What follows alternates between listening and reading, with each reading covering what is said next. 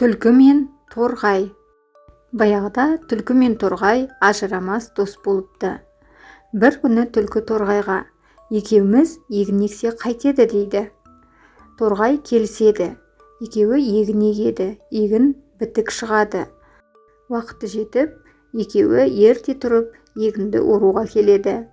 Сол уақытта түлкі бір қулық ойлап тауып: торғай досым, мен аспанды ұстап тұрайын, үстімізге құлап кетіп жүрер, сен болса егінді ора бер дейді. Торғай жарайды деп келіседі.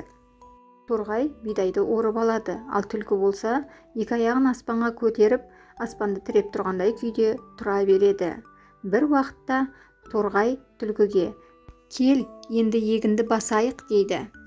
Түлкі тағы да қулық ойлап тауып: жоқ, торғайжан, мен әлі де аспанды ұстап тұрайын, сен болса егінді баса бер деп екі аяғын аспанға көтеріп тұра береді. Егінді басып болған торғай түлкіні шақырады. Түлкі бірден жетіп келеді. Торғайжан, аспанды тіреп тұру ең ауыр жұмыс, өзің де білесің.